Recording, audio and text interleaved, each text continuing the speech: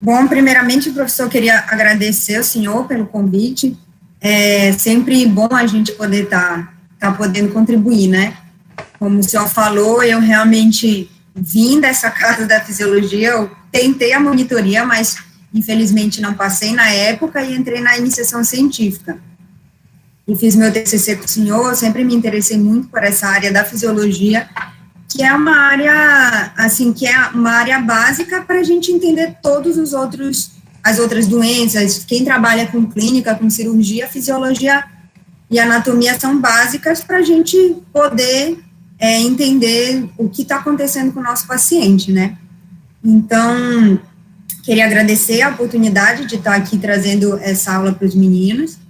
E, pessoal, pode ficar à vontade para abrir o microfone, para fazer perguntas no meio da apresentação, não tem problema nenhum, tá?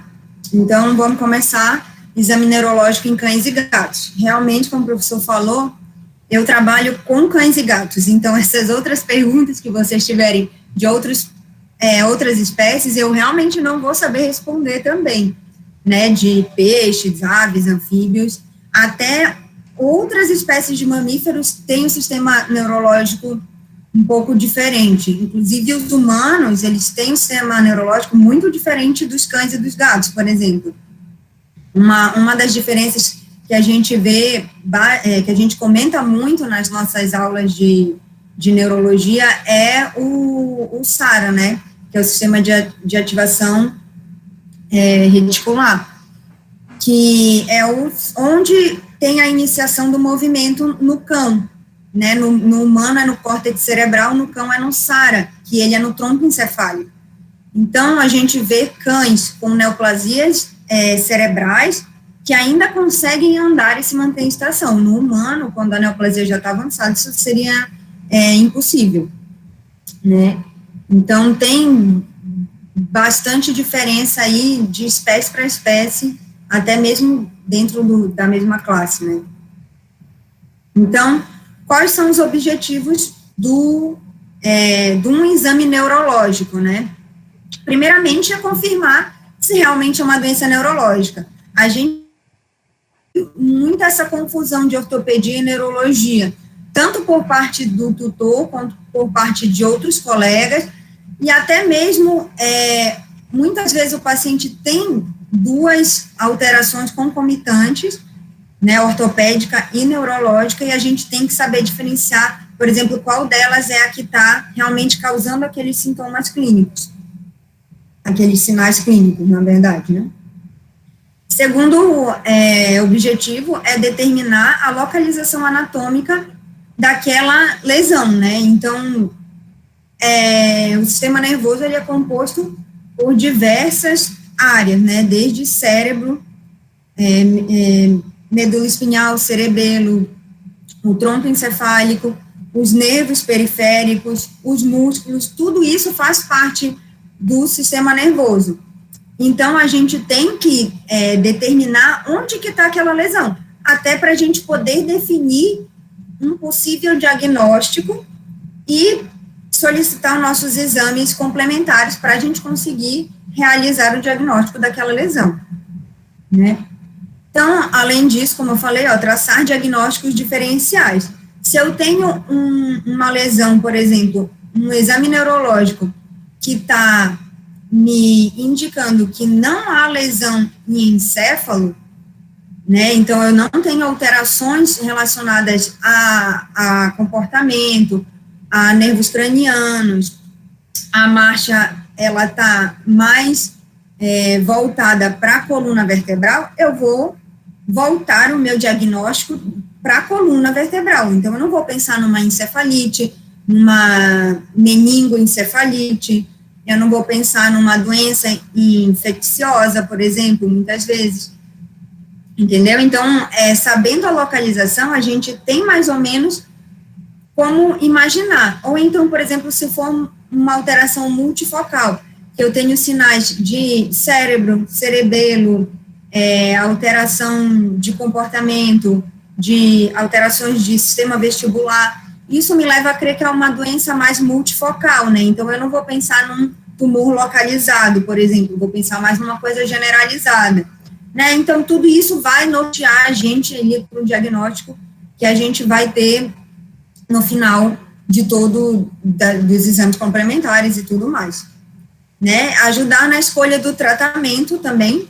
Então, isso está diretamente influenciado, dependendo do tipo de lesão que eu vou ter, eu vou estipular um tratamento diferente, né? Então, óbvio que se eu tiver, por exemplo, uma lesão em coluna vertebral, que esteja me indicando que é mais alguma coisa relacionada à hérnia de disco, a uma fratura, eu não vou já entrar com antibiótico, por exemplo. Já se eu tiver uma lesão que eu suspeite de alguma doença infecciosa, óbvio, eu vou ter que entrar com um tratamento mais específico.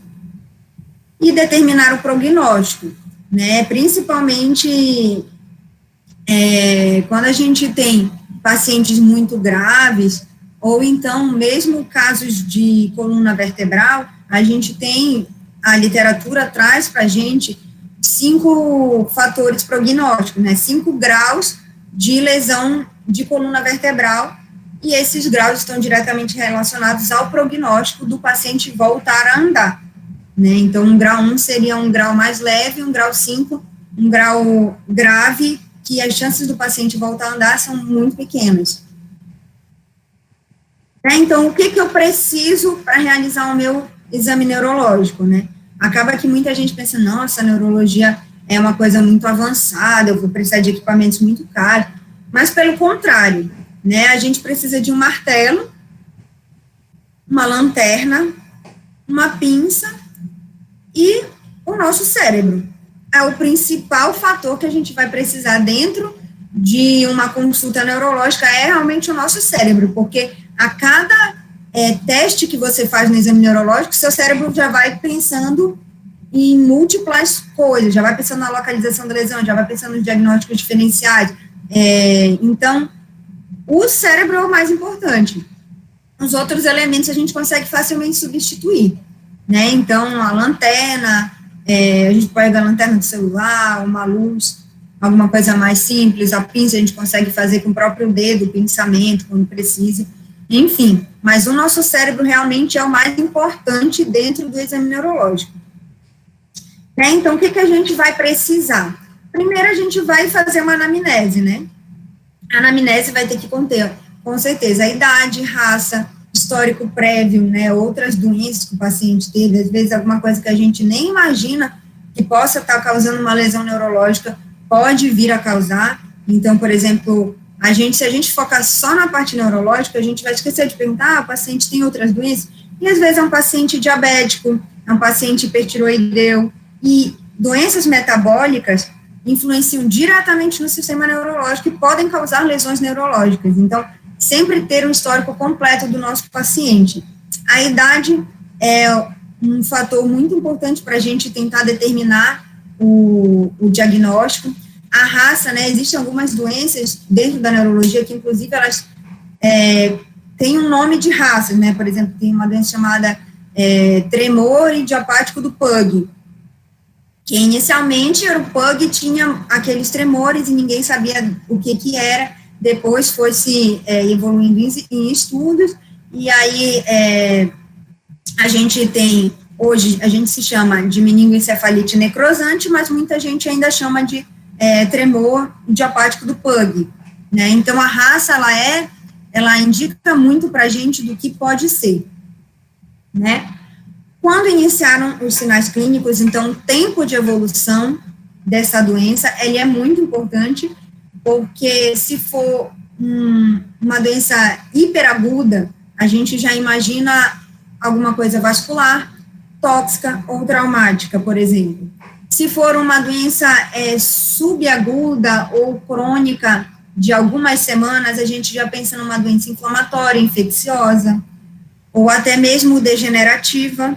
Ou se for uma doença muito crônica, a longo prazo, né, que vem se estendendo aí anos, a gente já pensa numa doença neoplásica, uma doença degenerativa, né, uma coisa assim mais que vai se desenvolvendo aos poucos. Por exemplo, uma neoplasia no cérebro, ela não vai de um dia para o outro crescer tanto a ponto do paciente, de um dia para o outro, ficar em coma, mas ela vai crescendo aos poucos, o paciente começa a ter uns desequilíbrios, ele começa a vocalizar, e aí ela vai evoluindo ao ponto que a neoplasia, por exemplo, vai crescendo, né? Então, isso é muito importante para a gente ter em mente um diagnóstico diferencial. Então, o que eu acabei de falar, né, é agudo, é crônico, é intermitente, tem muitas doenças que acabam sendo intermitentes. O que seria isso? Doenças metabólicas. É muito comum um paciente diabético não ter sintoma neurológico nenhum. Descompensou a glicemia dele, ele tem convulsão, ou ele tem alguma outra alteração, ele começa a se desequilibrar, e aí melhorou a glicemia, ele volta ao normal, como se nada tivesse acontecido, né? Então, isso é muito importante para a gente ter, para a gente já ir pensando em possíveis diagnósticos. E aí, o quadro clínico, ele vem piorando, ele melhorou, ele está estável, né? Então, isso é muito importante também, porque, por exemplo, geralmente, doenças tóxicas, né? Se o paciente intoxicou, comeu alguma planta tóxica, ele estava muito ruim, e geralmente, quando ele começa a eliminar aquela toxina, ele vai melhorando, né? Óbvio que podem ficar sequelas, dependendo do grau de lesão inicial, mas geralmente a gente diz que tanto o trauma quanto as doenças tóxicas, o início é hiperagudo e a melhora também é rápida, desde que se estipule o tratamento, né, o tratamento correto. Né, então, falando rapidamente um pouco só, eu vou citar o sistema nervoso. Então, vocês sabem que a gente tem o sistema nervoso central e o sistema nervoso periférico. E o que faz parte do sistema nervoso central? Assim, alguém sabe me dizer quais são as estruturas neurológicas que fazem parte do sistema nervoso central? Eu não consigo ver o chat. Encéfalo e medula espinhal. Oi? Não deu para ouvir. Encéfalo e medula espinhal. Isso. Encéfalo é composto de cérebro, cerebelo e a ponte, né, ou medula oblonga. Então, exatamente. Já os nervos, eles fazem parte do sistema nervoso periférico, né? Os nervos periféricos, a junção neuromuscular e os músculos. Os músculos, por exemplo, ele não é estritamente sistema neurológico, óbvio, mas eles fazem parte porque existem algumas doenças musculares que vão causar alterações em marcha, né? Então, o paciente, ele pode ter uma doença que ele pare de andar por alguma alteração muscular generalizada, né? Então, um relaxamento muscular generalizado. Ou então, injunção neuromuscular, como é o caso da miastenia gravis, né? Não sei se vocês já ouviram falar, é uma doença ali dos canais de cálcio, dos neurônios para os músculos, onde há a interrupção da sinapse. Então, há o relaxamento de todos os músculos, porque o neurônio não consegue passar a informação para o músculo. Mas a doença, a alteração não está lá em cima no encéfalo ou na medula espinhal, está lá na junção neuromuscular. Né? Então, a medula espinhal, ela é composta, ela é dividida em segmentos, né? Então, a gente tem 4 segmentos. O cervical cranial, o cérvico torácico. Então, o cervical cranial é de C1 até C5, né? A gente sempre chama assim as vértebras. C, que é de cervical. Então, C1 é a primeira cervical, C2 é a segunda cervical, né? Que é o atlas e o axis, que são as únicas vértebras que têm nomes, né? De fato, as outras a gente sempre vai chamar de C, L, T, né? Então, as únicas que têm nome mesmo, assim, que a gente chama, sem ser essa denominação por letras e números, é o atlas e o axis. Os outros vão ser C3, C4, C5, C6, C7, né? Os mamíferos, eles têm 7 vértebras cervicais. As vértebras torácicas, que são as que a gente chama de T, né, T1, T2, ela vai até T13 no cão e no gato.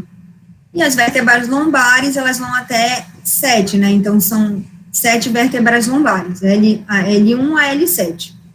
E depois entram as sacrais, que são essas 3 fusionadas, e as coxígeas, que são as vértebras da cauda, né? Só que, o que acontece? A medula espinhal, os segmentos da medula, eles não coincidem necessariamente com os segmentos das vértebras. Então, às vezes, isso pode causar alguma confusão na localização de lesão quando a gente tem esse intervalo. Então, por exemplo, as vértebras cervicais, elas são as únicas que o segmento medular, ele tem um segmento a mais do que o número de vértebras. Então, ele tem até C8. Por quê? Esses segmentos medulares, eles são definidos pelos pares de nervos, que vão sair da medula e vão em direção ao organismo, né? Então, desde o primeiro nervo que sai da medula, o segundo, e cada par de nervo, eles vão sair por um espaço intervertebral, né? O C1, no caso, ele sairia entre o crânio e a primeira vértebra cervical. O C2, ele sai cranial, a segunda vértebra cervical, até C8, porque o segmento medular de cervical, ele tem 8 nervos, 8 pares de nervos saindo dele. Então, depois de C8, né, os nervos sempre vão sair caudais à sua vértebra, né? Então, eles sempre vão sair no espaço intervertebral caudal à sua vértebra correspondente. Então, o que acontece? Nesse caso, por exemplo, aqui em cervical, a gente tem os segmentos medulares um pouco mais apertados, digamos assim, né? Então, por exemplo, eu tenho uma paciente que ela estava com sinais clínicos bem característicos de segmento cérvico-torácico, que seria o segundo. Depois eu vou explicar como é que a gente vai definir esses 4 segmentos medulares de acordo com o exame neurológico. Então, ela estava com uma característica uma lesão neurológica bem característica de cérvico-torácico. Aí a gente fez uma mielografia, ela tem uma compressão bem importante em C4, C5, C5, C6. E aí vocês vão falar, mas até C5 é cervical cranial. Só que olha aqui onde começa o segmento medular de cérvico-torácico. Ele começa a caudal a C4, que é bem onde a gente tem a lesão, né? Então, nesse caso, a gente divide a medula em 4 segmentos. O primeiro deles seria C1 a C5, o segundo C6 a T3, bem aqui, o terceiro, que é o tóraco lombar, o segundo é até T2, o terceiro é T3 a L3, cadê a lombar? Né, que é o tóraco lombar, e o último, que é o lombosacro, é de L4 a S3, né? E aqui a gente tem o cone medular, né, que vocês devem bem lembrar da anatomia, não sei se vocês já viram essa parte, na verdade, na anatomia, mas a medula, ela tem o cone medular e ela tem a cauda equina. E o que seria a cauda equina? Seria justamente os nervos que saem desse último segmento medular, eles, como eu falei para vocês, em cada segmento sai um par de nervos, né, então daqui vai sair um par, e eles vão sair da medula, da coluna, só lá no seu espaço, né? Então, por exemplo, o L3 está aqui, né? A vértebra. O segmento de L3 sai aqui. O de L4 só vai sair aqui. O de L5 vai sair lá atrás, né? Atrás de L5. O de L6 lá. Então, isso vai formar com que vários nervos, eles passem nessa região aqui, até sair nos seus forames intervertebrais. E esses vários nervos passando aqui, alguém disse que parecia um rabo de cavalo e botou o nome de cauda equina. E isso é muito importante para a gente entender algumas doenças que acometem essa região lombosacra. porque a gente tem a região lombosacra medular, ela é muito diferente da vertebral, se vocês bem perceberem, né? Então, se a gente tem uma fratura, por exemplo, de L7, muitas vezes a gente não tem uma lesão neurológica tão grave quanto se a gente tiver uma fratura mais cranial, por exemplo, em L4, mesmo que os dois estejam no segmento lombosacro, justamente porque L7 já não tem medula, né, no cão, no caso. No gato, essa medula, ela se estende um pouco mais, às vezes ela chega em L7. Então, falando um pouquinho aqui sobre os neurônios motores superiores e inferiores.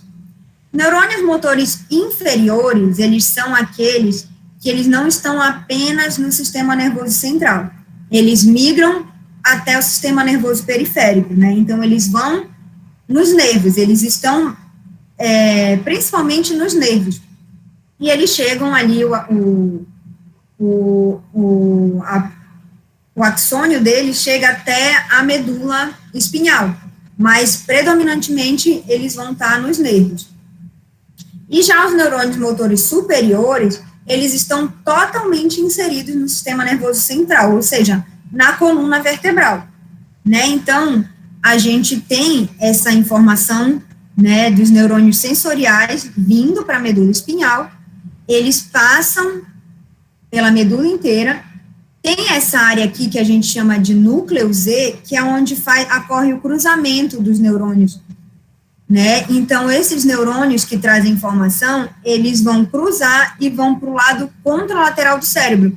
Por isso, vocês já devem ter ouvido falar que, por exemplo, em humanos, quando eles têm um derrame, que eles não conseguem mexer o lado direito, a lesão foi do lado esquerdo do cérebro, é justamente por isso, né? Já na medula espinhal, não. Quando a gente tem um sinal mais para o lado direito e a lesão é em medula espinhal, a lesão, a compressão, ela está do lado ipsilateral da alteração, né? Porque ainda não teve esse cruzamento aqui dos neurônios. E a informação, ela volta através dos neurônios motores superiores, vai em direção aos nervos, passa para os neurônios motores inferiores, até chegar lá nos membros, né? Então, isso daí vai ser muito importante na hora que eu falar para vocês de reflexos e de sistema autônomo, né? Então, entrando propriamente dito no exame neurológico, o exame neurológico, a gente divide ele em duas partes principais. Uma é a parte que a gente chama observação, ou, do inglês, hands-off, né, que seria que a gente não vai colocar a mão no paciente. É a fase inicial do exame neurológico. A gente vai apenas olhar o paciente e ver quais são as alterações que ele está apresentando, né? Então, nessa primeira parte, a gente tem o estado mental do paciente, a postura do paciente, que é como ele está se apresentando para nós. Depois eu vou detalhar cada uma dessas etapas. Os movimentos involuntários, se ele tem algum tremor, mioclonia, e a marcha, né, que a gente vai botar esse paciente para andar, para a gente ver o que ele está apresentando de alteração. A segunda etapa, que seria a parte do hands-on, que é quando eu vou pegar no paciente, eu vou palpar, eu vou fazer os testes nele, a gente tem reações posturais, avaliação de nervos cranianos, reflexos espinhais e tônus muscular, e nocicepção, que seria a avaliação de dor, né? Então, eu vou detalhar agora cada uma dessas etapas para vocês entenderem um pouquinho melhor como que a gente faz e o que significa alguma alteração em cada uma delas, né? Então, o estado mental do nosso paciente, ele pode ter 4 níveis. O primeiro deles é alerta. É um paciente normal, é um paciente que não tem nenhum tipo de alteração neurológica no seu comportamento. O segundo é um estado deprimido, né, que a gente chama de depressão. É um paciente que ele está andando, mas a gente percebe que ele não está totalmente atento ao ambiente, ele está como se fosse, digamos assim, avoado, né, ele está perdido, ele não foca, ele não presta atenção. O estupor já é um quadro de pré-coma, né? Um paciente que ele ainda está consciente, mas ele já não levanta, ele já não é muito responsivo ao ambiente, né? A gente vê que ele está consciente, mas ele quase não responde aos estímulos. E o coma, que seria como se um paciente que estivesse dormindo, né? Mas ele não acorda. Então, esse vídeo aqui vai mostrar para vocês um paciente que está em estupor, que a gente chama de paciente estuporado. Ele está acordado, vocês veem que, dependendo do estímulo, ele olha, mas ele não responde. Ele não responde a nenhum estímulo, ele não consegue ficar em pé, ele só fica deitado. Né? A gente pega, olha, o pescoço dele fica mole, né? Ele não consegue manter o tônus do pescoço. Então, ó, ele está acordado, ele pisca, ele olha, mas ele é muito pouco responsivo ao ambiente. Isso seria um paciente em estupor, né? Os outros acho que é um pouco mais fácil de entender. A postura, né? A postura como que o paciente está se apresentando para a gente? Existem diversas posturas já pré-determinadas que significam alteração em alguma localização dentro do sistema nervoso. Então, por exemplo, head tilt, que seria essa postura de cabeça virada, ela está diretamente relacionada com o sistema vestibular, né? E o sistema vestibular, ele está dentro do tronco encefálico. Então, a gente já tem mais ou menos uma localização da nossa lesão, né? Então, quando o paciente está em head tilt, que é essa cabeça virada, geralmente não. 100% das vezes vai ser por lado da lesão. Ele está com a cabeça, por exemplo, se ele tiver com a cabeça virada para a direita, ele está com lesão do lado direito. E, geralmente, ele apresenta andar em círculos para o lado direito também. E também andar em círculos é outra alteração que está diretamente relacionada ao sistema vestibular. Além disso, tem o head turn, e é muito importante a gente não confundir esses dois. O head turn é quando a cabeça está voltada para trás, é como se o paciente estivesse olhando para a cauda dele. E essa lesão, ela é indicativa de uma lesão, essa postura é indicativa de uma lesão em córtex cerebral. Né? Então, a gente já vê que a localização é totalmente diferente. E entender essas duas posturas e diferenciá-las vai ser muito importante na hora de tentar estipular um diagnóstico, solicitar um exame de imagem, por exemplo, né? Outra postura que a gente vê é a cifose, né, que seria essa curvatura aqui da coluna vertebral. Isso é uma postura que a gente chama de postura antiálgica, ou seja, o paciente faz esse tipo de postura porque ele tem dor ali naquela localidade e ele vai fazer isso com o intuito de abrir, digamos assim, o espaço intervertebral e fazer com que a coluna vertebral, com que a medula espinhal, ela se acomode melhor ali naquela área e tenha menos dor, né? Seria uma postura que a gente chama de antiálgica. Além disso, a gente tem também, por exemplo, a postura do cão sentado. E geralmente em lesões toracolombares, onde a gente tem um paciente paraplégico, ele fica com os membros pélvicos estendidos e para frente, assim, porque ele não tem um tônus, ele não consegue mover aquele membro, ele não tem função motora. Então, aquele membro fica estendido e sem função motora, que a gente chama de postura do cão sentado. Eu queria fazer uma pergunta sobre... Pode fazer. Head tilt, né? Quando o animal sofre essa lesão, ele fica o tempo todo nessa posição, com a cabeça virada, né? Não então, depende. Porque isso depende... Que quando ele sofre alguns estímulos, por exemplo, sonoros, eles viram a cabeça assim, mas é só no momento do estímulo, né? Ah, não, mas isso é normal. Tem animal que faz isso, né? Tem animal, é até engraçadinho, né? Tem uns vídeos de filhote fazendo isso, mas isso é normal, né? Ele virar a cabeça é tipo uma dúvida, assim, ficar procurando. Mas, geralmente, o paciente que tem head tilt, ele vai ficar o tempo todo com a cabeça virada, ou então, por exemplo, naqueles casos que é uma lesão intermitente, né? Quando ele está apresentando a disfunção neurológica, ele está com a cabeça rotacionada. E, dependendo do grau de lesão, ele vai rotacionar mais ou menos. Tem paciente que fica com head tilt bem ligeiro, então a gente tem que prestar bastante atenção. Uma das etapas do exame é olhar o paciente de frente e ficar observando a face dele, até para avaliar a simetria facial, e aí nesse momento a gente consegue ver se o paciente está em head tilt, porque dependendo do grau de lesão, se for uma lesão muito pequena, o paciente só vai estar um pouco assim. E também a gente tem que associar, óbvio, a outras alterações neurológicas, né? Então, andar em círculos, a ataxia, outras coisas que o paciente pode estar apresentando.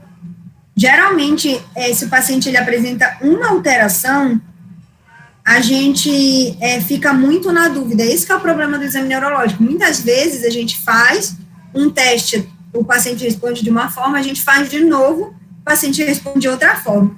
Então, isso a gente tem que ter muito cuidado na hora de dizer se é ou não uma lesão neurológica.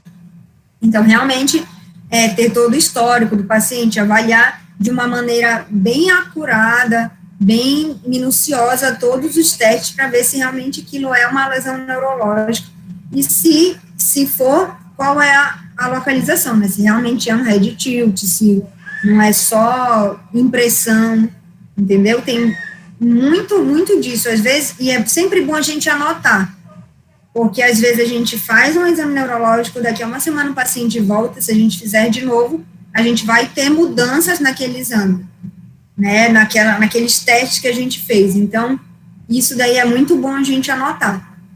Mas em relação a isso que você está perguntando, de estímulo sonoro, isso é normal, alguns pacientes apresentarem virar a cabeça assim, voltar ao normal, mas não é nenhuma lesão neurológica.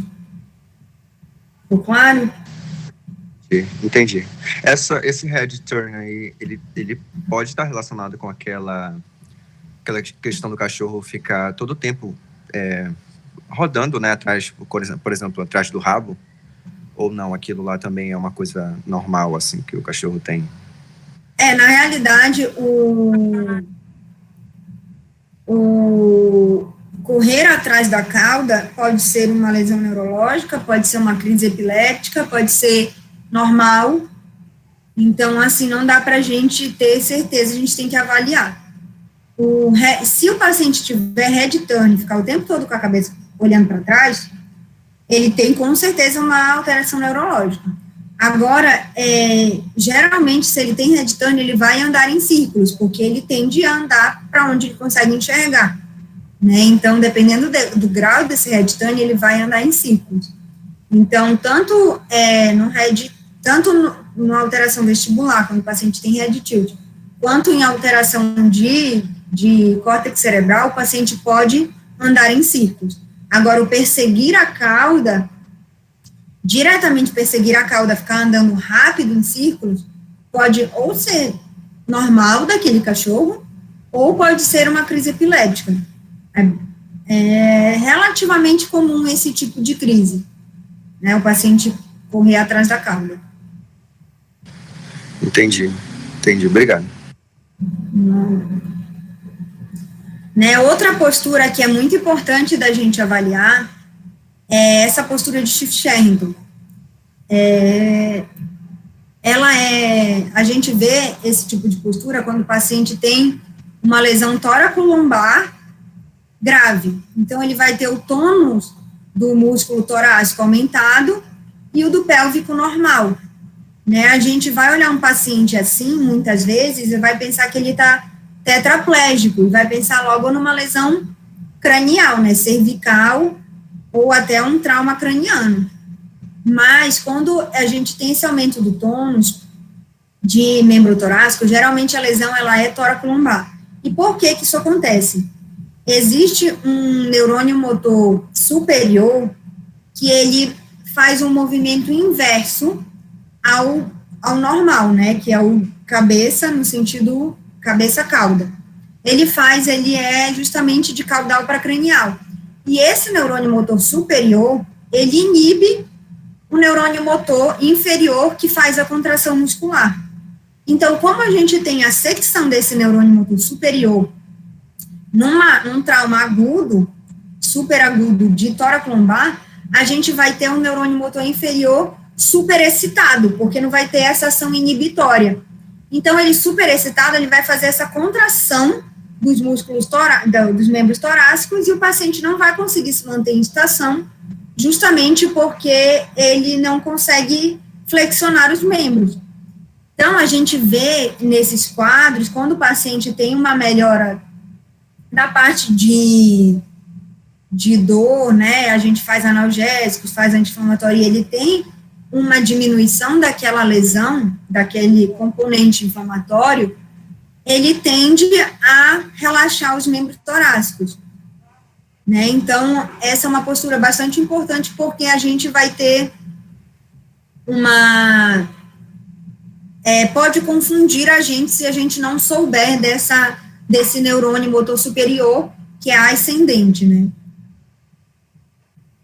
Agora a gente vai para a parte de movimentos involuntários. E o que seriam os movimentos involuntários? Seria tremores, mioclonias, miotonias, né? Tremores, vocês sabem o que é quando o músculo relaxa e contrai de uma maneira sincrônica, então ele vai ter tremores, por exemplo, esse daqui é um tremor de face, que nada mais é que uma crise epiléptica focal, entendeu? Os músculos, se vocês observarem, eles ficam contraindo, né? Contrai e relaxa de uma forma sincrônica. A mioclonia também, só que a mioclonia, ela não para, né? É uma contração e relaxamento constante. E a miotonia seria o relaxamento, né? Desses músculos. Então, por exemplo, quando a gente tem casos de cataplexia, né, narcolepsia com cataplexia, que seria narcolepsia, se vocês já ouviram falar, é aquele distúrbio do sono, que tem em cães e tem também em humanos, onde ele está normal e ele dorme. Quando ele dorme, ele inativa todo aquele sistema extrapiramidal que o professor Fred já explicou. E inativando esse sistema, ele vai ter o relaxamento dos músculos, ele vai ter uma queda. Então, o paciente está andando normal, ele está em pé e do nada ele cai no chão todo relaxado. Esse relaxamento generalizado dos músculos, ele chama cataplexia, né? Então, é uma alteração de contração muscular. Esse daqui, ó, é um tremor de cabeça, que a gente chama de tremor de intenção, que seria o quê? O paciente, ele tem a intenção de fazer alguma coisa, de iniciar um movimento, a gente vê bastante quando o paciente vai comer, ele tem a intenção de comer, ele fica com esses movimentos de cabeça.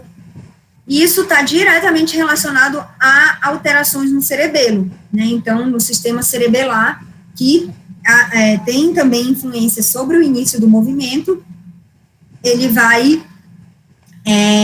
ter esses tremores quando ele tem alteração em cerebelo. E agora, a última parte do hands-off,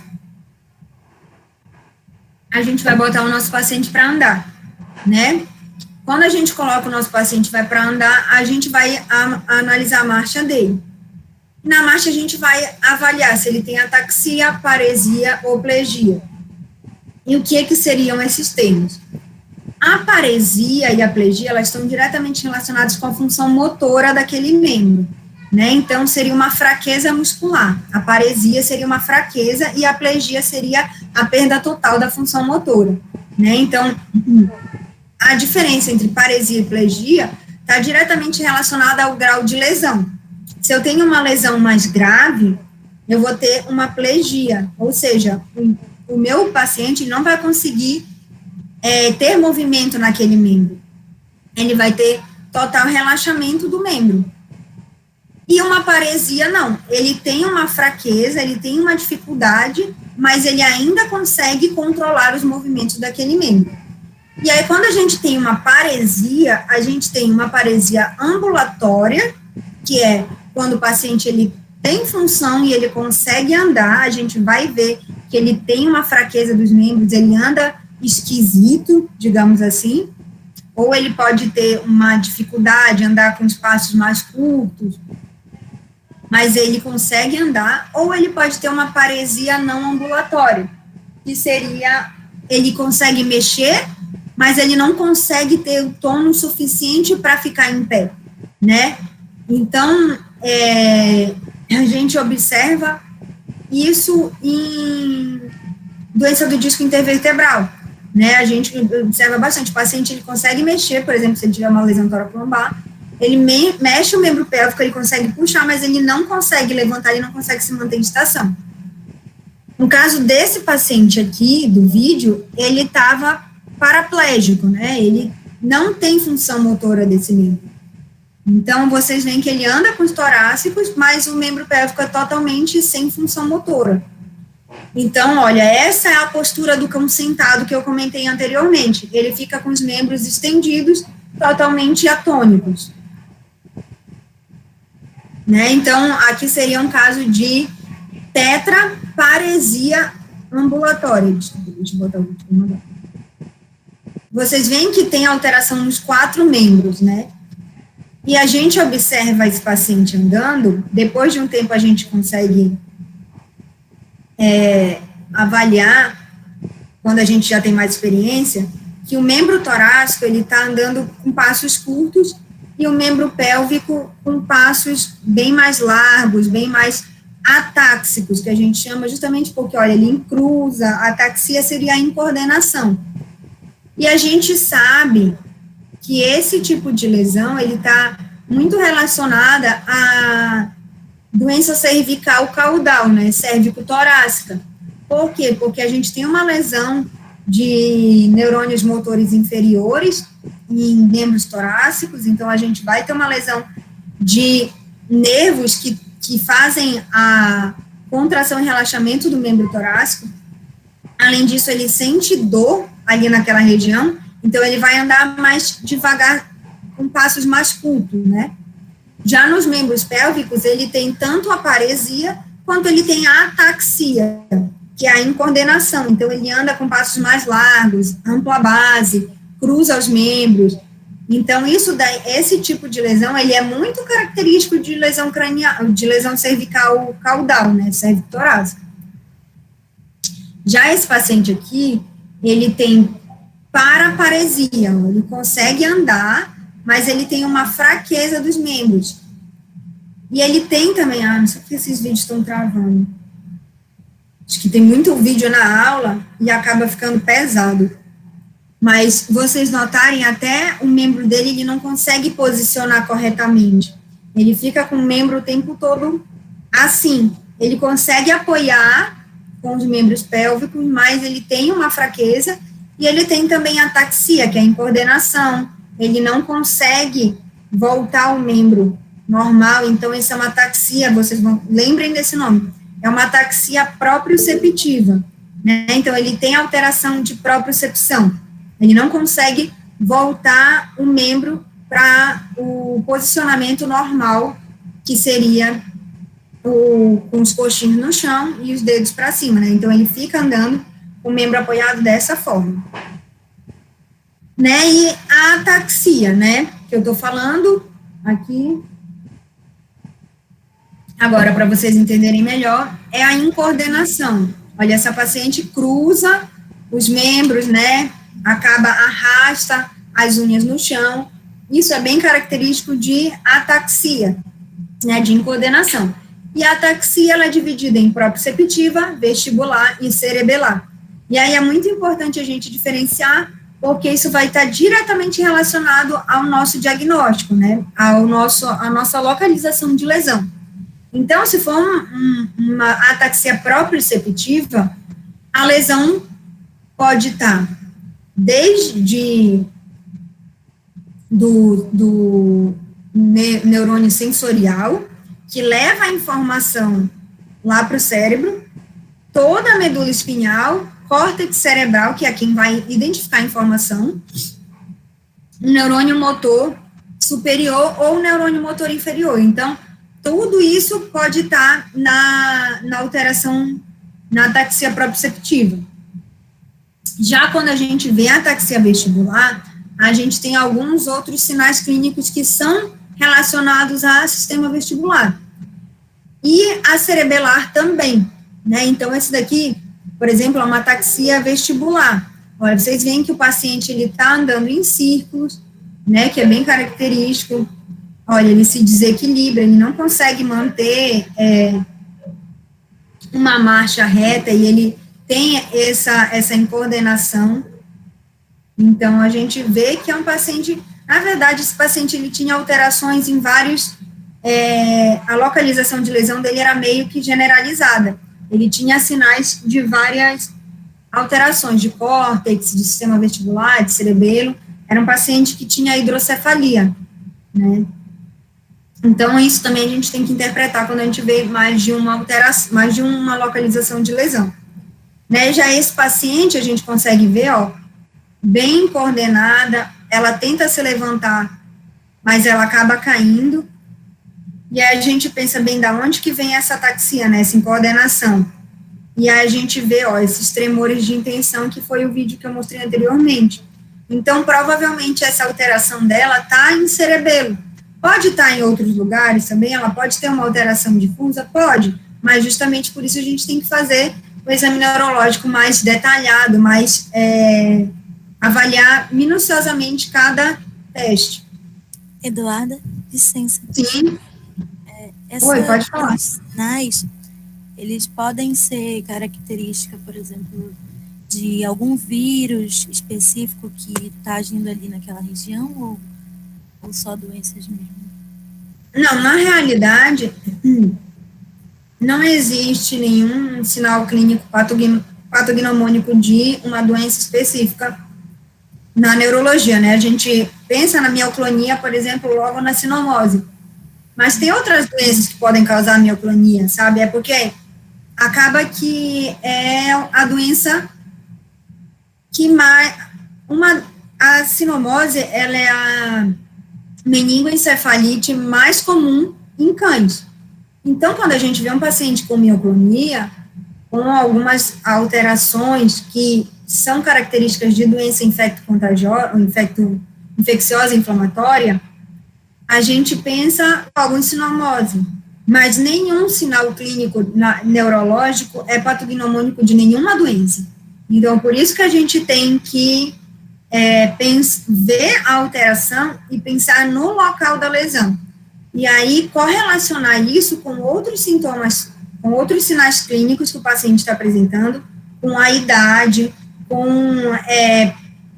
o histórico do paciente, né, se teve trauma, se teve intoxicação, se tem outras doenças concomitantes, no tempo de evolução da doença. Então, se for uma doença que evoluiu em 1, 2 semanas, a gente pensa, assim, numa alteração infecciosa, inflamatória, né, que existem doenças inflamatórias não infecciosas no sistema nervoso central. E aí, quando a gente começa a fechar o nosso leque de diagnósticos diferenciais, a gente parte para os exames de imagem, os exames laboratoriais, para tentar fechar um diagnóstico, mas não existe nenhum sinal que me indique diretamente uma doença, entendeu? Então, não é específico, precisa ter relação com outros sintomas e outras características. Oi? Está muito baixo. No caso, ele não é específico, né, para relacionar com alguma doença. Aí precisa... Não é específico. A gente tem que pensar primeiro no local da lesão e depois eles, assim, são específicos para a localização, né, como eu falei. Tremor de intenção é diretamente relacionado à lesão no cerebelo, né, ao head tilt, a lesão no sistema vestibular central, mas não a uma doença, entendeu? Entendi, sim. Obrigada. Bem, então agora a gente vai para avaliação, a segunda parte do nosso exame neurológico,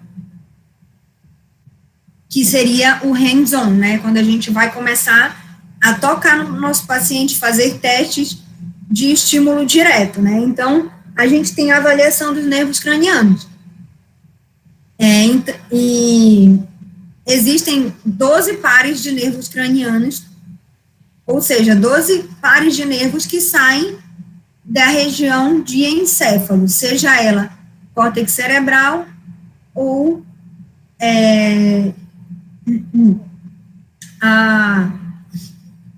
a parte de medula oblonga, né? Desculpa. Então, a gente, fazendo esses testes, também a gente tem já uma ideia de onde possa estar a lesão. Então, a gente vai testar cada um desses nervos, né? Eu vou explicar agora cada um deles para vocês.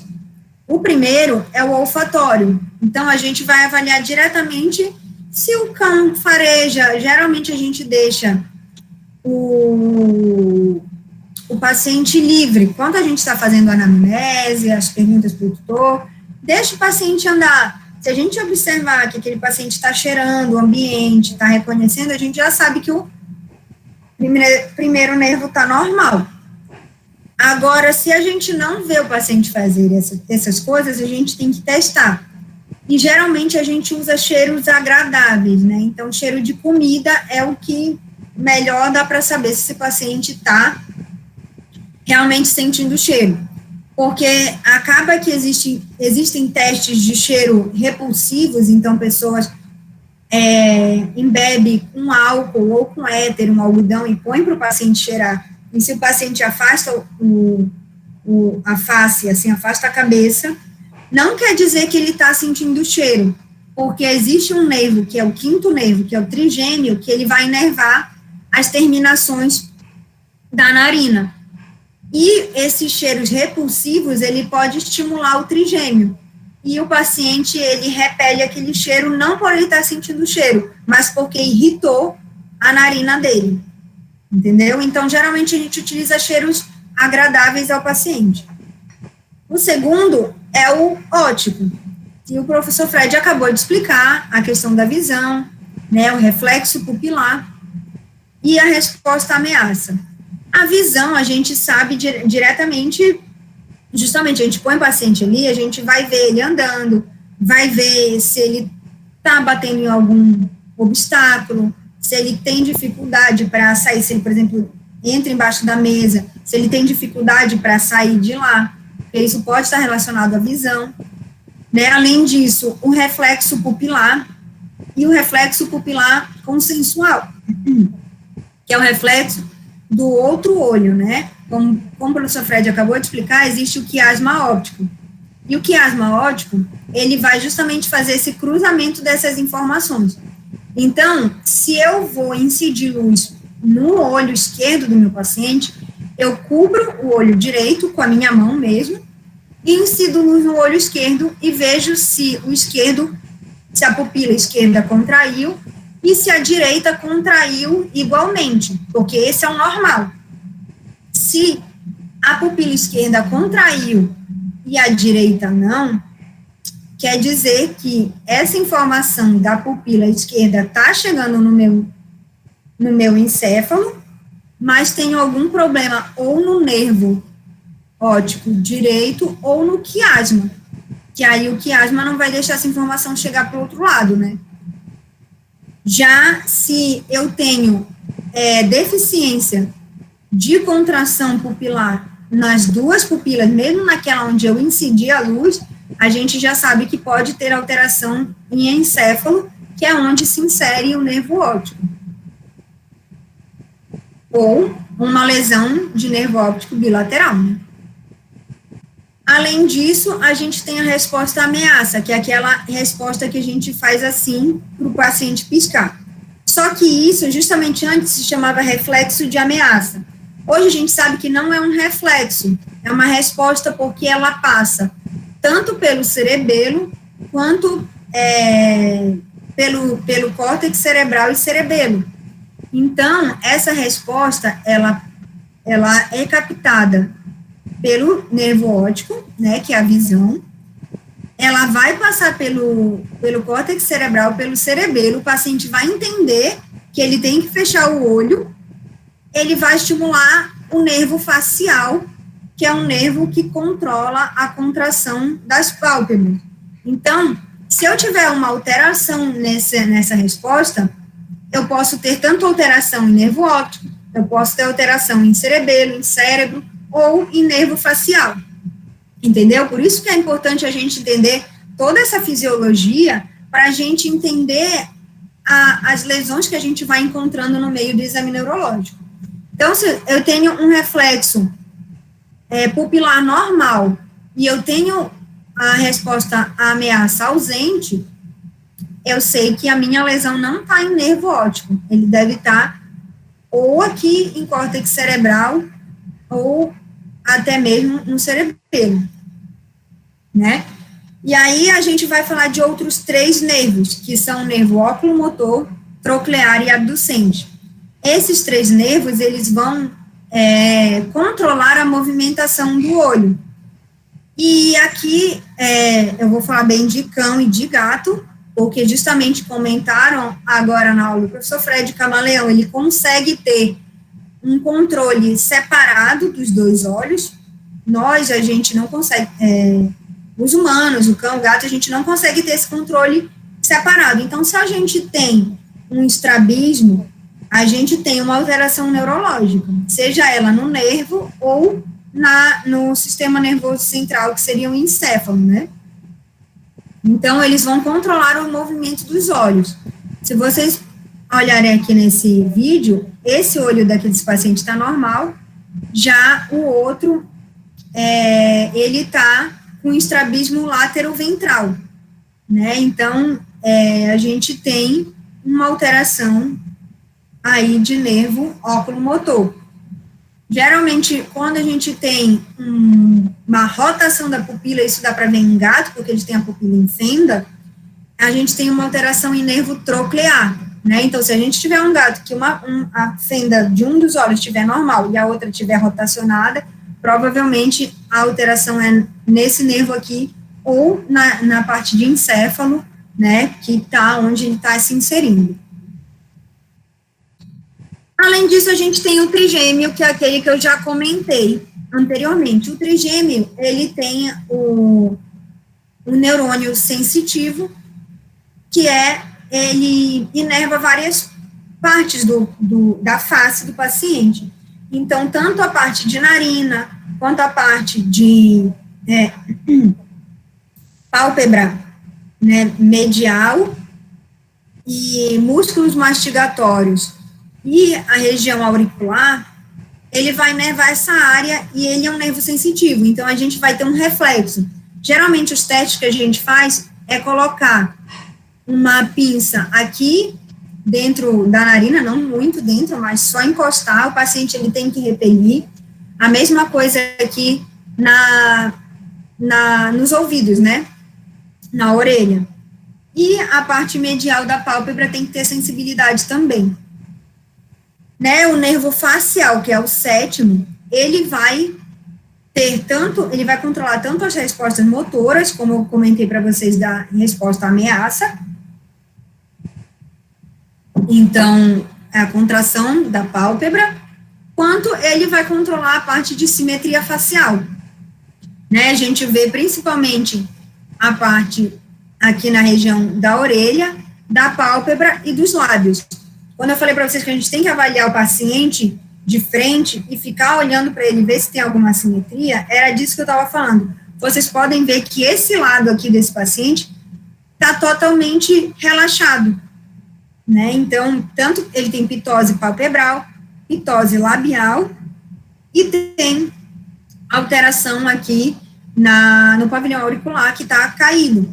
Isso são alterações em nervo facial, né, e aí está bem localizado do lado direito, a gente pode ver, né, então o paciente ele pode ter também bilateral, se for uma lesão mais grave, que estiver acometendo o nervo dos 2 lados, né, esse paciente ele tinha alteração também, aqui na região nasal, ele tinha um aumento de volume, então provavelmente ele já tinha uma neoplasia aqui nessa região. né? E o 8º nervo é o vestíbulo coclear, que ele é responsável tanto pela audição, quanto pelo controle vestibular.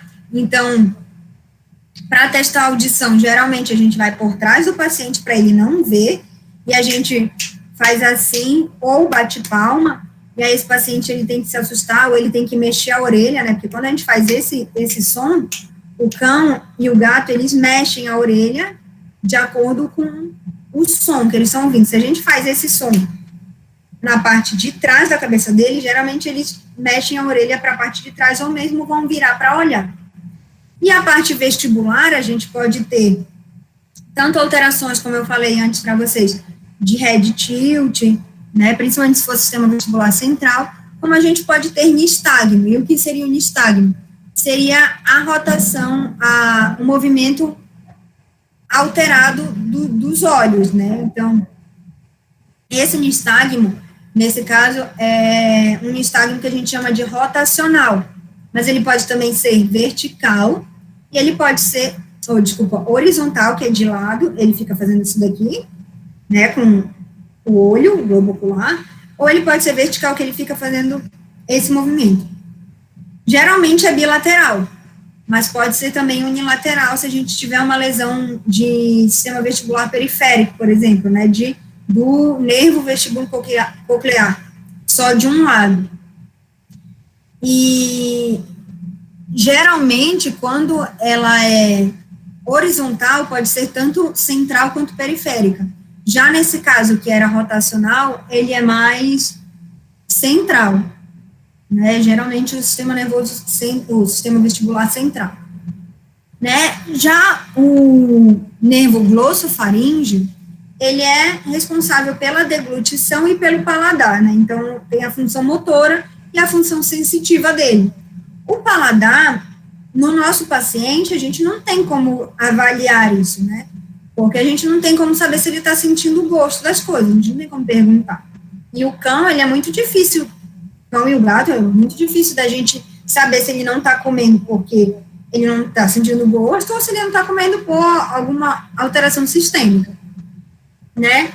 E a deglutição, que é como a gente vai avaliar esse nervo. Então, geralmente, a gente abre a boca do paciente, óbvio, se não for um paciente bravo, põe os 2 dedos lá no fundo, próximo da língua, da base da língua, ele tem que fazer um movimento de deglutição, ou mesmo palpar aqui por fora. Ou então, a gente pergunta para o tutor, ele está comendo normal, ele está se alimentando, ele consegue mastigar, ele consegue deglutir? Não, está normal. Aí, geralmente, ele não tem alteração nesse nervo, se ele estiver se alimentando normalmente.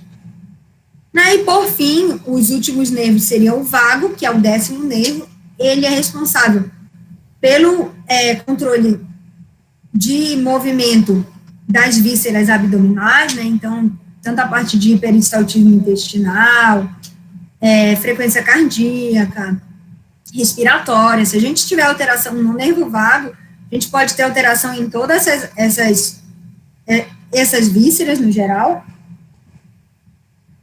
e a gente pode ter também alteração na laringe. O nervo vago, ele é diretamente relacionado com a vocalização. Então, uma das perguntas que a gente tem que fazer para o nosso tutor ele está latindo normal, ele está com a voz diferente, né? Às vezes o paciente, ele é um cão grande, mas ele late fino. Isso, às vezes, é normal dele, mas, às vezes, não. Às vezes, o tutor fala, não, ele está latindo diferente, ele está com a voz mais fina. Ou, então, ele não está latindo, ele tenta latir, não sai som. Isso se chama disfonia, e está diretamente relacionado ao nervo vago. O 11º nervo é o nervo acessório, que ele é responsável pelos músculos do pescoço. Então, o paciente que tem alterações nesse nervo, ele vai ter um relaxamento, ele não vai conseguir manter a cabeça estendida, ele vai ter um relaxamento dos músculos do pescoço. E o último é o nervo hipoglosso, que ele é responsável pelo movimento da língua, né? O glossofaríngeo é responsável pela deglutição, e o hipoglosso, ele é responsável pelo movimento da língua. Então, se tem uma língua com hipotrofia, com assimetria ou mesmo protuída, esse nervo tá diretamente relacionado, como é nesse paciente aqui. Ele não estava cansado, ele só estava com a língua o tempo inteiro para fora da boca e caída para o lado direito. Então, isso é uma alteração de nervo hipoglosso.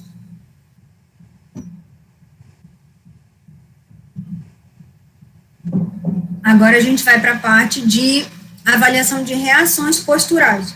Né? A gente já viu ali na parte de nervos cranianos. Se o nosso paciente tiver com os nervos cranianos todos normais, o estado mental alerta e a marcha não tiver nenhuma ataxia que me indique, né, algum movimento involuntário, alguma postura que me indique ter lesão no sistema nervoso, no encéfalo, aí provavelmente eu vou ter uma lesão em coluna vertebral. E as reações posturais vão me auxiliar muito com esse tipo de lesão, né? Então, as reações posturais significa o controle, né, do encéfalo do paciente em relação ao meio que ele se encontra, né, do corpo dele em relação ao meio. Então, é o fato dele conseguir corrigir uma postura, né, a gente vai colocar ele numa postura que vai dificultar e ele tem que conseguir mover de uma forma que melhore a estabilidade do corpo dele. Então, a gente tem várias formas de fazer esses testes, né? Então, o primeiro objetivo desse teste é diferenciar uma doença ortopédica de uma doença neurológica. Mas, às vezes, o que acontece? Eu tenho uma displasia coxofemoral muito grave e eu vou fazer um teste de propriocepção consciente, que é esse teste aqui, de colocar os dedos do paciente em contato com o chão e ele tem que corrigir. E ele demora um pouco para corrigir.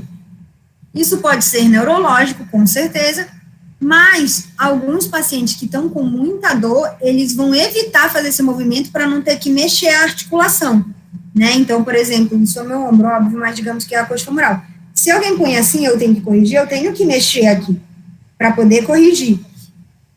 Então, às vezes o paciente evita fazer isso. Então, isso daqui é um pouco dúbio. A gente realmente tem que avaliar, mas tem que saber interpretar, né? Se é por dor ou se realmente é por uma alteração neurológica. E, além disso, detectar alguma assimetria. Então, se eu faço a propriocepção consciente do lado esquerdo, meu paciente está totalmente ausente, do lado direito está normal, a minha lesão provavelmente é do lado esquerdo, né?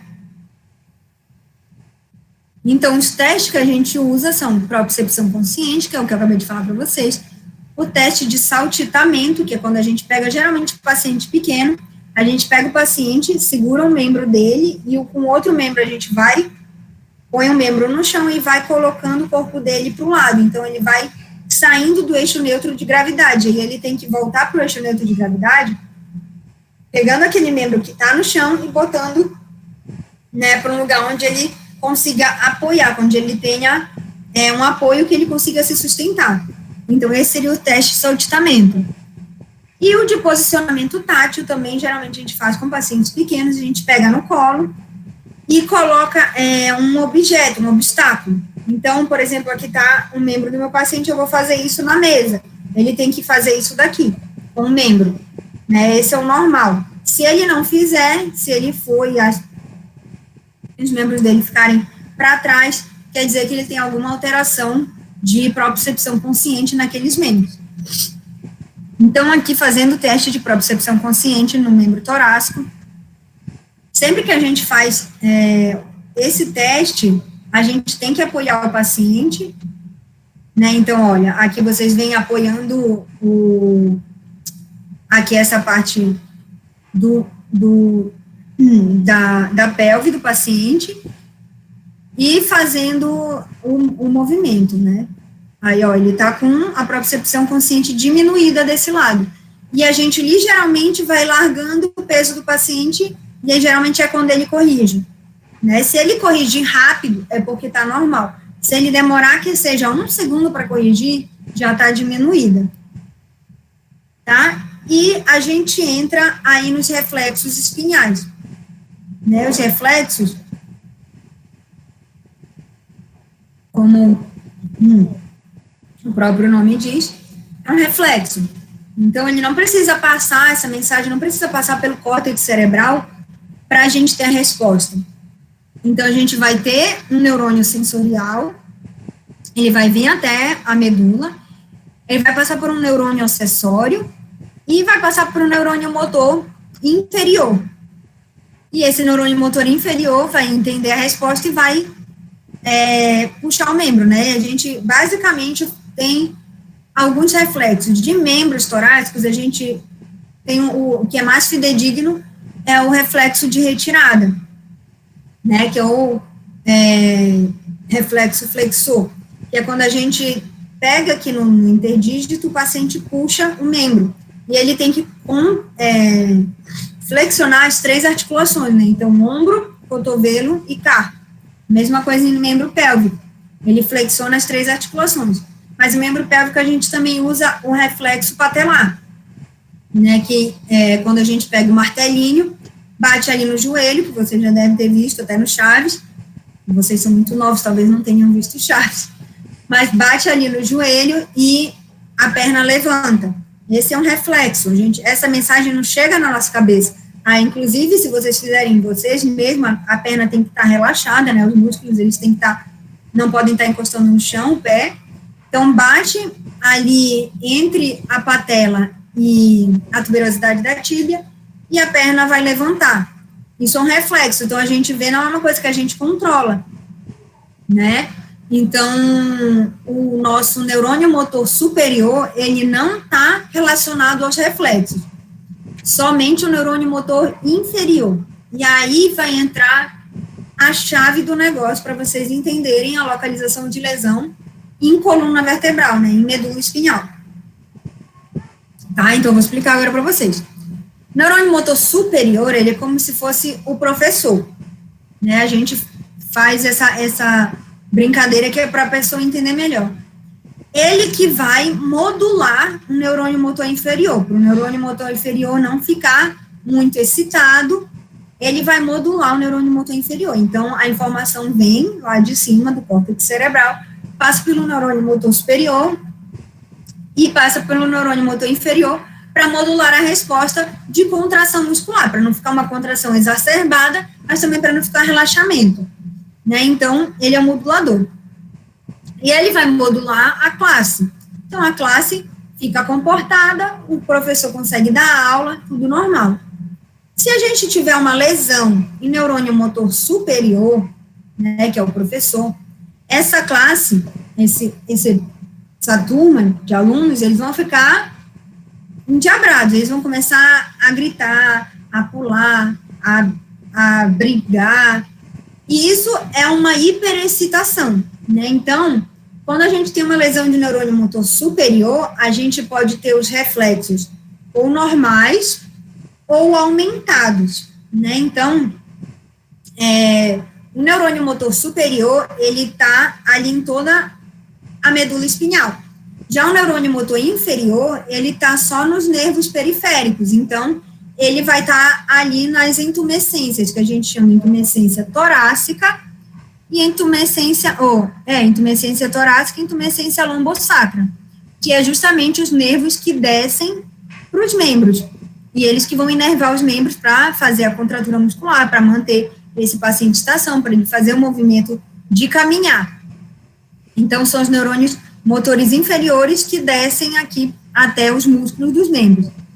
Então, se a gente tiver uma lesão, por exemplo, aqui, a gente vai pegar neurônio motor superior, né, em toraclombar, e o neurônio motor inferior vai estar normal. Então, quando eu fizer o estímulo do meu reflexo, como essa informação ela só passa aqui pela medula e volta, ela não precisa ir lá para frente, ele vai estar normal ou até aumentado, porque é o meu neurônio motor superior que vai modular esse neurônio motor inferior.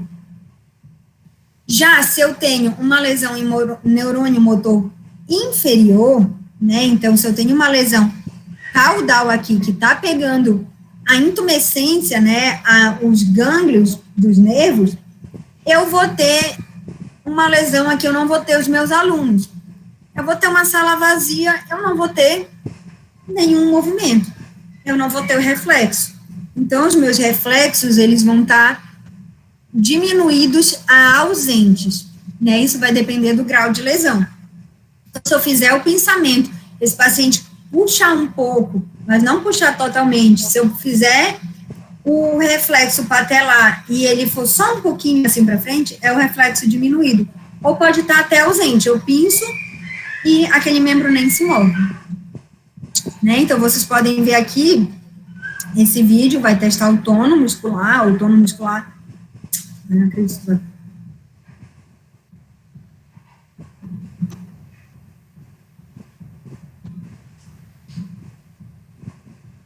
O tono muscular desse cão, ele está diminuído. Quando a gente faz o reflexo patelar... peraí.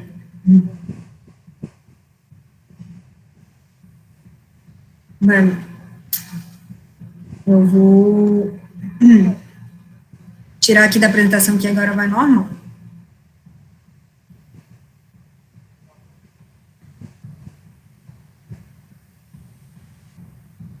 Ó, eu vou fazer o reflexo patelar, e esse paciente, ó, o reflexo patelar dele tá normal.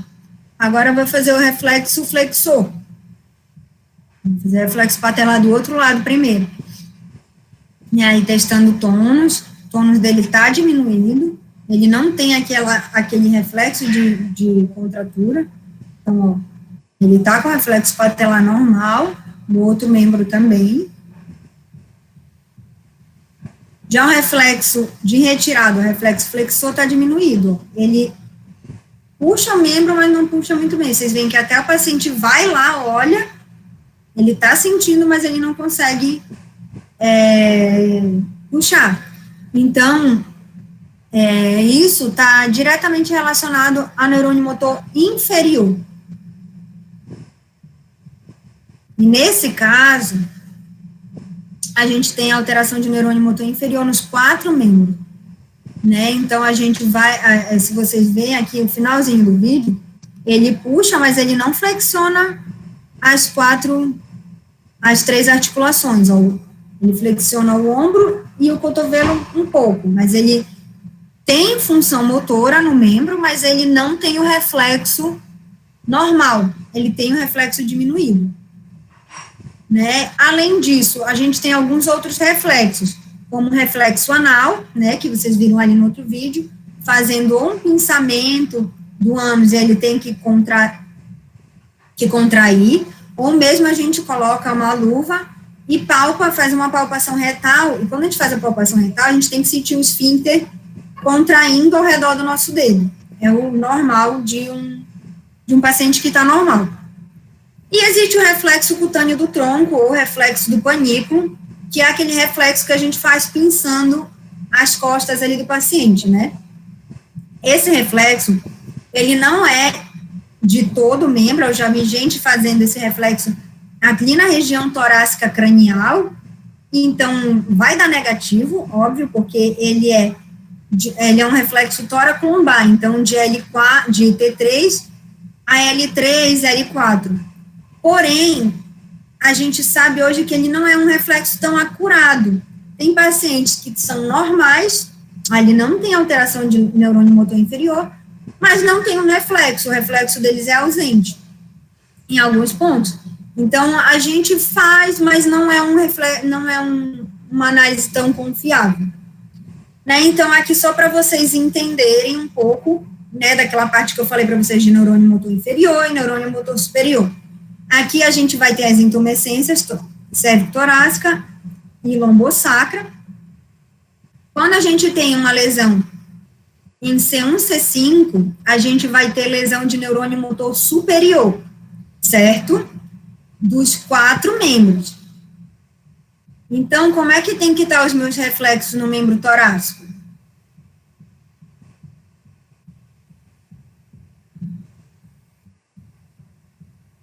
Alguém?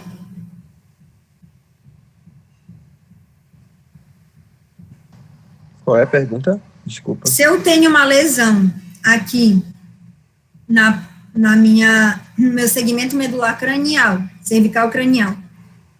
É uma lesão de neurônio motor superior, certo? Como é que estão meus reflexos em membros torácicos? Aumentados. Vão ser afetados também, né? Não, eles vão estar de normais a aumentados, eles não vão estar diminuídos. E de membros pélvicos, eles vão estar como?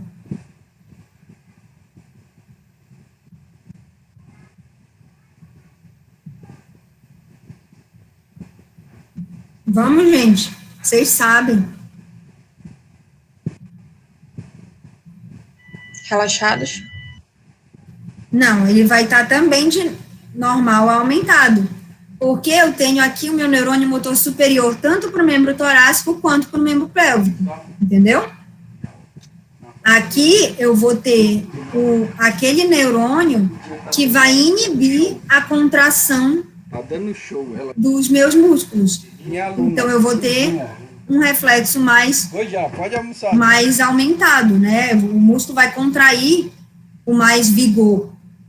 Né? Já se eu tiver uma lesão aqui, em B, C6 a T2, como é que vão estar os meus reflexos em membros torácicos?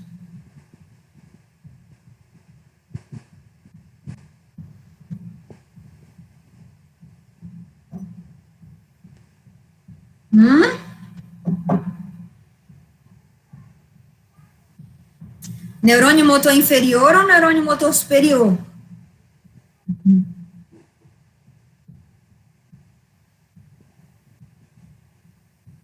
Vamos, gente, vai cair no prof essa pergunta, hein?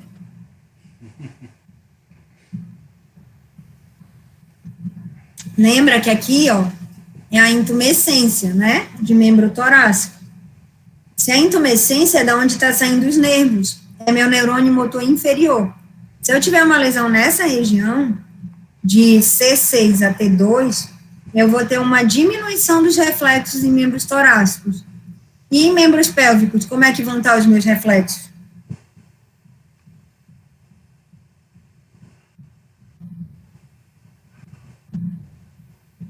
Normais ou aumentados? Isso, normais aumentados. Porque aqui passa o neurônio motor superior que vai inibir lá o membro pélvico. Entendeu? Se eu tiver uma lesão aqui no C, de T3 a L3, como é que vão estar os meus reflexos nos membros torácicos?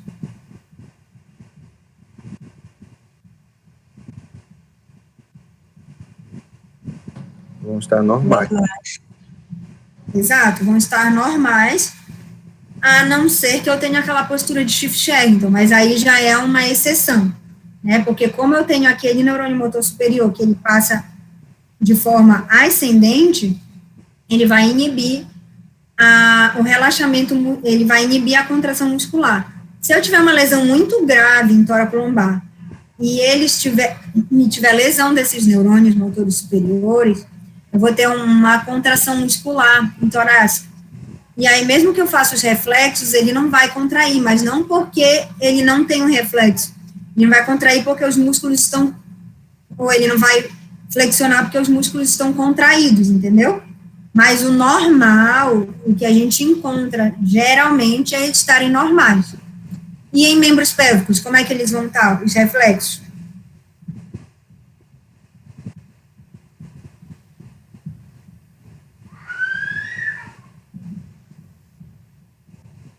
Normal aumentados. Isso, normais aumentados. Exato, vocês já estão entendendo tudo. Tá? Então, agora a gente vai para a última etapa do exame neurológico, que é a nocicepção. A nocicepção é que a gente avalia a dor. Geralmente, essa questão de dor superficial e dor profunda, a gente avalia num paciente que não está andando, que está plégico, né? Ou paraplégico ou tetraplégico. Então, um paciente que está andando, ele está sentindo o membro. Isso é um mínimo. Então, a gente vai avaliar a dor superficial para pacientes que não estão andando. Então, a dor superficial, elas são neurônios que inervam a pele. Então, por isso que é chamada de dor superficial. a gente faz um pinçamento do interdígito. E esse paciente, ele tem que sentir, se ele tiver dor superficial. Vocês veem que esse paciente, ó, ele tem o reflexo dele é diminuído, mas ele sente o aperto aqui, tanto que ele levanta a cabeça e vai lá, ei, para de apertar o meu pé, porque ele está sentindo, então ele tem a dor superficial. E aí, quando o paciente não tem dor superficial, quando ele é negativo, ele não demonstra dor, e a dor não é demonstrada pelo reflexo, né, o reflexo de retirada, não quer dizer que o paciente está sentindo dor, só quer dizer que o reflexo dele está normal. Para a gente entender que o paciente tem dor, ou ele tem que gemer, ou gritar, ou olhar para a nossa mão, né, ali para onde a gente está fazendo o estímulo. E se esse paciente não tiver dor superficial, aí a gente testa a dor profunda.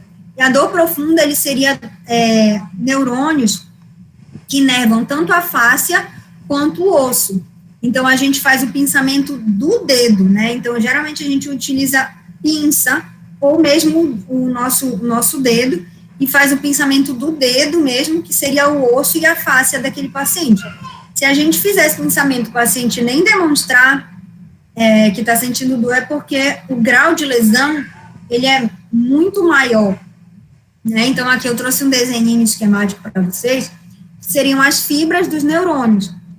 De propriocepção consciente, ela é bem próximo da periferia, né? Aqui como se fosse um corte na medula, né? Então, ela é bem próximo da periferia, ali já quase na ponta. Então, qualquer lesão compressiva vai causar uma alteração de propriocepção, já vai causar uma ataxia proprioceptiva, né? Então, uma lesão bem pequena já causa alterações de propriocepção.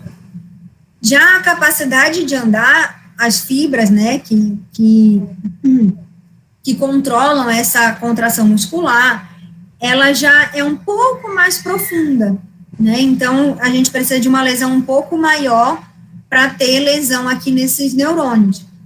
A dor superficial também é um pouco mais profunda, então, uma lesão média, digamos assim, o paciente pode ter perda de dor superficial. Já as fibras de dor profunda, elas passam bem profundas na medula espinhal.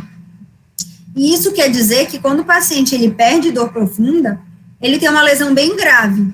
Ou ele tem uma lesão compressiva, por exemplo, uma neoplasia já, que está fazendo lise dessa região, ou ele teve uma fratura que seccionou medula, ou ele tem uma alteração inflamatória muito grave que já causou lesão nessas células aqui. Né? Então, realmente, o prognóstico, quando a gente tem uma perda de dor profunda, o prognóstico para esse paciente voltar a andar é ruim. A gente diz que as chances são quase zero dele voltar a andar, né? E, além disso, a outra parte da nossa excepção é a palpação da medula. Porque a gente palpando toda essa medula, desde lá da cervical até a região sacral, a gente vai ver onde esse paciente está sentindo dor, né? E a gente consegue fechar ainda mais a nossa localização de lesão. Então, por exemplo, a gente vai palpando a medula cervical, a gente palpa pegando ela de lado, assim, a coluna, né? Até a região cervical caudal. Depois a gente faz a palpação como está mostrando nessa figura, de cima, colocando o processo espinhoso da vértebra entre os nossos dois dedos, apoia o paciente por baixo e faz a palpação, faz uma palpação um pouco mais leve, porque se o paciente tiver muita dor, ele vai reclamar já numa palpação leve. Se ele não reclamar na primeira palpação, vai de novo, desde lá de cima, fazendo uma palpação mais forte, porque aí, onde esse paciente mostrar que ele está sentindo dor, é que a gente vai saber que é o local da nossa lesão, né? E, além disso, é importante a gente observar a reação do nosso paciente. Às vezes, o paciente, ele não está com tanta dor, ou é um paciente muito tranquilo, que ele não vai reclamar. Então, às vezes, um simples parar de respirar, ou então, às vezes, o que acontece? A gente está palpando, o paciente está assim, ofegante, né? Eu vou fazer aqui a onomatopeia. Aí a gente palpa no local onde está dando, ele faz assim, e deglute. Isso é uma reação já de dor. Então, a gente tem que pegar essas nuances, essas pequenas reações para ver se ele está sentindo dor ali naquele local. E é muito importante também a gente contar com o tutor. A gente fala, olha ali, fica ali na frente, olhando para ele, e me diz se você acha se ele está com dor, porque às vezes o tutor conhece muito mais do que a gente. Então, ele vai saber, né? Aí o paciente, às vezes, olha assim, abre o olho, olha para o tutor, tipo, pedindo ajuda. E aí o tutor falou, ele sentiu dor aí. Entendeu? Então, isso é muito importante também, a gente saber reconhecer essas pequenas demonstrações de dor. Então, sumarizando tudo, foi uma aula básica, assim, mas espero que vocês tenham entendido um pouco, né, porque eu quis levar essa questão da fisiologia, realmente, para a importância de cada nervo, de cada local, de cada segmento dentro do sistema neurológico, para a gente poder localizar essa lesão e, com isso, diferenciar se a lesão está no encéfalo, está na coluna vertebral, está no sistema nervoso periférico, entendeu? E, com isso, como eu venho falando, definir diagnósticos diferenciais e até prognóstico para esse nosso paciente. Então, mais uma vez, eu queria agradecer, professor Fred, pelo convite. Queria agradecer todo mundo aí por ter participado, por ter feito perguntas. E eu vou deixar aqui meu e-mail, meu Instagram, qualquer dúvida pode mandar lá. Se vocês tiverem vergonha de perguntar para o professor Fred, podem perguntar para mim. Eu estou aberta a responder qualquer dúvida que eu saiba também, né? Se eu não souber, a gente pesquisa junto. Muito obrigada.